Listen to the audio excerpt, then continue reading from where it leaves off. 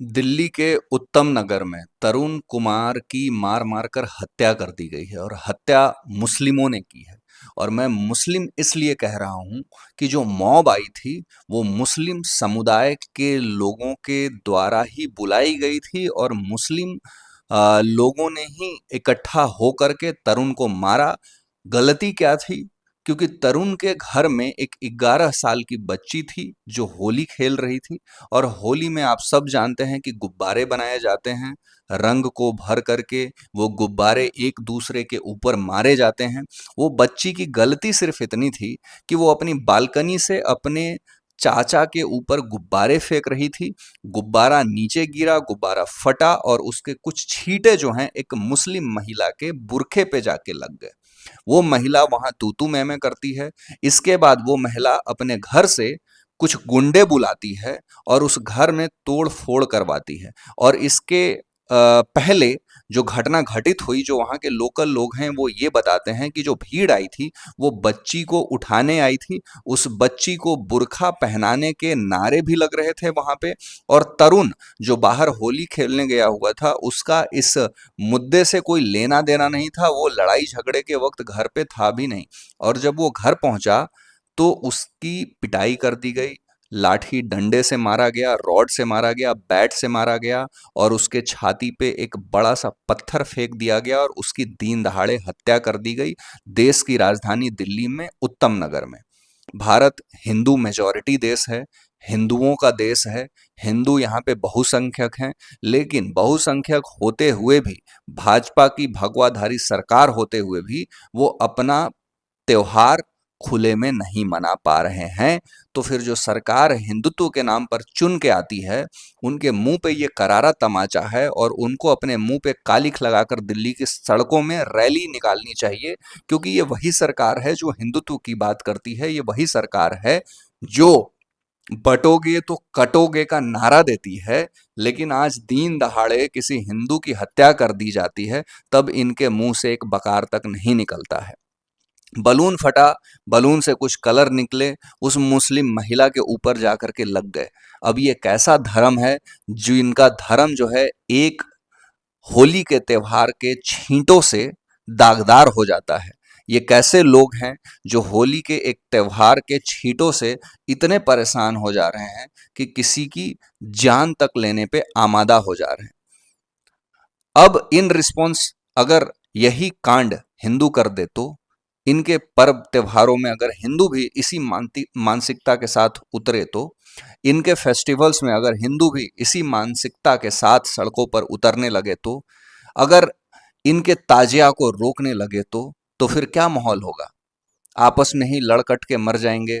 क्या देश का विस्तार होगा, क्या देश का विकास होगा? मतलब हम इतने असहिष्णुक क्यों बनते जा रहे हैं?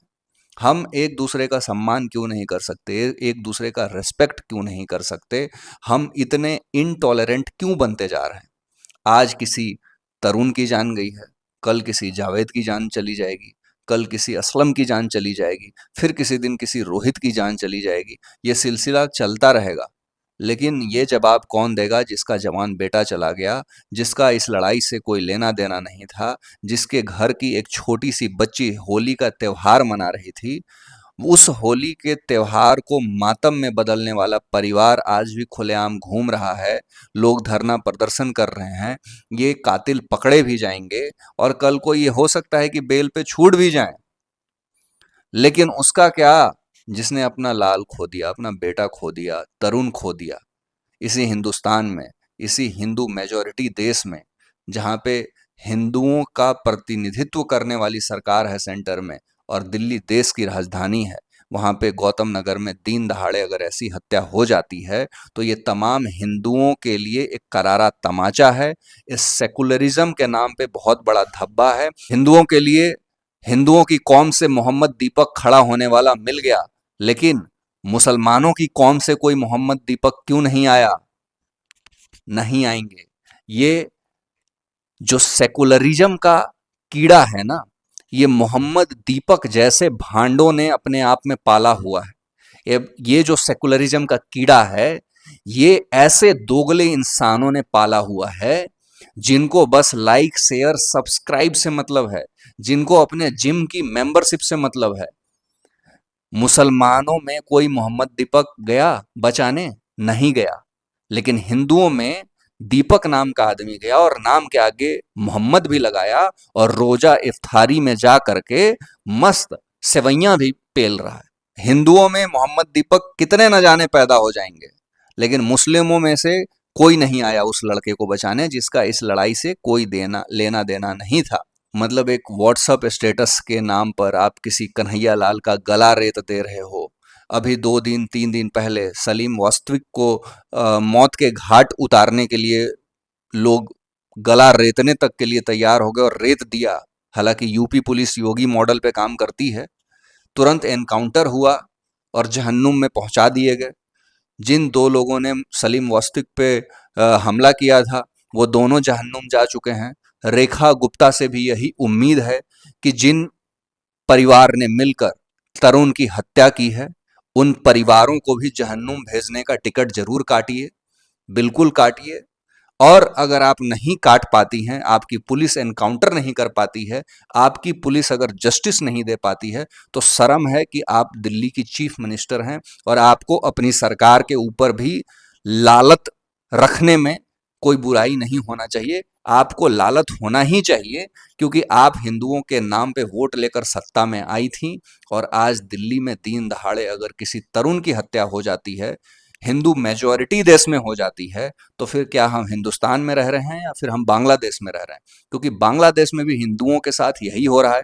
तब तो हम बड़ा झंडा लेकर के सोशल मीडिया पे तैयार खड़े हो जाते हैं, लेकिन हमारे अपने देश में एक हिंदू भाई की जान ले ली जा रही है सिर्फ इस बात पे कि उस घर की एक बच्ची ने होली खेलने की हिमाकत करी और गलती से एक्सीडेंटली अगर उसका गुब्बारा सड़क पे गिरा और वहां से कुछ छींटे एक मुस्लिम महिला पे जा पड़ी, तो वो परिवार ने बकायदा माफी मांगी। अब तुम सोचो उस मुस्लिम मानसिकता, उस मुस्लिम महिला की मानसिकता, उस जिहादी महिला की मानसिकता कि वो घर गई और वहां से बंदे बुला करके लाई और फिर तरुण की हत्या करवाई गई। उस महिला को तो सबसे पहले फांसी की सजा होनी चाहिए, चाहे उसका एनकाउंटर होना चाहिए, क्योंकि वो आतंकवादी प्रवृत्ति की है। और उस घर के जितने सदस्य हैं उनका एनकाउंटर होना चाहिए। तब जाकर के परिवार को शांति मिलेगी। जैसे उत्तर प्रदेश में योगी मॉडल है जहां पे सलीम वास्तविक की हत्या करने की कोशिश की गई और 2 लोगों का टिकट काट करके जहन्नुम में भेज दिया गया। वैसे ही दिल्ली में इंस्टेंट एक्शन नहीं लिया गया तो ये विरोध काफी बढ़ता चला जाएगा और फिर 2 समाज में टकराव की स्थिति बन जाएगी। तो इस कानून को इस पे जल्दी से जल्दी पहल लेना चाहिए। और अगर हिंदू मेजॉरिटी की सरकार है तो सेकुलरिज्म का रोना बंद कीजिए। आप लोग वोट मांगते हैं हिंदुओं के नाम पे और न्याय करने टाइम सेकुलरिज्म, अरे ऐसे सेकुलरिज्म का बत्ती बनाकर डाल लो भाई। और कमेंट सेक्शन में अपना ओपिनियन जरूर बताना। धन्यवाद।